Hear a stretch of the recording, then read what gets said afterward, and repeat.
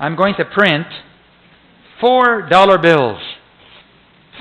And I'm going to say, I could give you water, but I would rather give you paper. So as long as you have one of these $4 bills, each one of these is worth a quarter of a glass of water. Correct? Just anytime you want water, just come, turn it into us, and we'll give you a quarter cup of water. But then you can give it, if you owe somebody a quarter cup of water, just give them the paper. And then they just pay each other with paper, and everybody knows if they ever really need the water, they can come get it. If you don't need water, just pay the paper around. Okay, good, no problem. And then I decide to print twice as many. Now I tell everybody, I've printed twice as many. So now, the same cup of water. Now if I had 2 cups of water, they would still be worth the same amount. Each one's still worth half a cup, a quarter of a cup. But if I only have 1 glass of water, now each one of these is worth 1/8 of a cup, correct?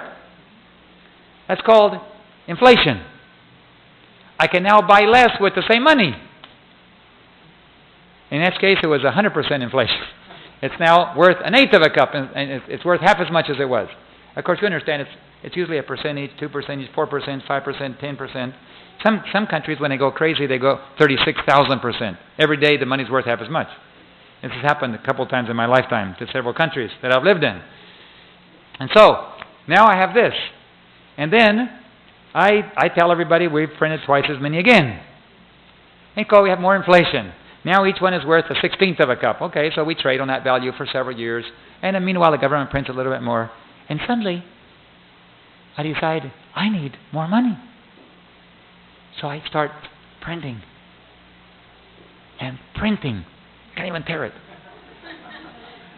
But you get the idea, right? Okay. Now guess what? I'm not going to tell you how many I printed. Now what are you going to do? I'm just going to keep it a secret. Here, I need to pay my bills. There's plenty of paper here. Anybody want to take the bills? Pay the bills, pay the soldiers, pay the gasoline, pay the ships, pay the satellite bills, pay the TSA bills, all the employees, pay the interest on the bank. I have all of this. But people say, well, how much is it worth? I'm not going to tell you. And tomorrow, I'll do it again. By 2 billion. And the next day, I'll do it again. By 2 billion. Now, tell me what is really happening to the money.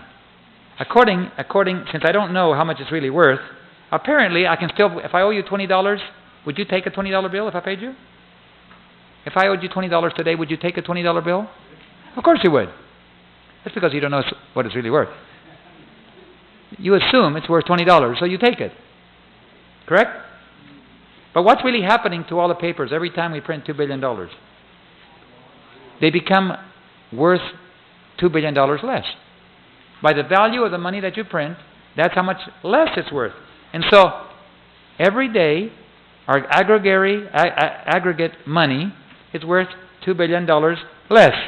And so finally, after you've done this for 2 years, you know what? There's so many papers floating around. People are saying, you know, the exchange rate is not going to hold very much. I'm going to give you less. Because look, I can get this much. And so pretty soon, the value starts dropping. You know, the economy is like a live animal. It kind of lives like this. And if you interrupt it and put waves, what happens? The boats flip over. And so when you start printing all this money, it's like somebody jumping inside a small swimming pool, and there's a little kid trying to float on top, just barely learning how to swim. Or you have a little sailboat, and you jump right next to this. What happens to the sailboat? Right? That's what happens when you print money to the economy. You interrupt it, and you can never get it back again. It causes so many big waves, it has severe consequences. You never, ever go back to normal again. And so, every time the government prints money, it's like an invisible tax. The dollars you have in the bank are now worth $2 billion less. Every day. Every day. Every day. Every day. And so, your money is going less, less, less, and less value, and the government doesn't even raise the taxes. In fact, it gives you back $600 every person. Are you feeling the crunch? Are things tough? Let me print some more money and give them to you. Here, $600 apiece. Are they giving you anything? No. They're just printing the money they took out of one of your pockets and gave it back to you. Are you understanding a little bit about economics tonight? You see? They don't have any money. Where do they get it? They print it. And every time they print it, they devalued your money. So they're taking the money out of one pocket and putting it back in the other pocket. The American goes, whoa, more money, the government is giving us money. Where did they get it? Because they didn't raise the taxes. And the only place the government can get money is from taxes, unless you print. Now, I'm not going to know what to do with these. Here we go. Too much money floating around here, poor. Now, see, if I don't tell you how much is there, suddenly it becomes a fictitious game that can't last very much longer. It becomes toilet paper. When I say the US dollar is worth toilet paper, I'm saying that's where it's headed, and it may be worth closer to toilet paper than $1 right now. The value of true value of $1 today, if you really knew how much money was floating, you might use it for toilet paper. But since nobody knows, we still are buying and selling. It depends on your confidence level. So the government did those two things in 2006. They voted to print all the money they needed, and they voted not to tell anybody anymore. Now, how long can the government do that? Well, in South America, a little country like Argentina or Bolivia, Brazil could get away with it a little longer, even though Brazil has a very, very solid, responsible economy. For the first time this year, Brazil became totally self-supporting on petroleum. They have been working on this for years, slowly, painfully. And this year, they were able to totally become independent. Even if the whole rest of the world sunk, they would still keep going. Good for them. Somebody, at least, cares about their citizens. But in the United States, we've done the opposite. And now, in Bolivia, when I saw what happened there, you mess with the economy, you start printing money. In less than 6 months, the inflation went to 36,000% a year. Basically, every day, the money was worth half as much. The union would take the money, pay its workers. They would go out and buy all the food, spend all of it that same day, because tomorrow they could only buy half as much. The same thing happened in Argentina. Almost any small economy, any small country that plays with the economy like that, absolute disaster. And it happens within about 5 to 6 months. But the United States is so big, it can get away with it for a couple of years. But is the result the same? The result is always the same.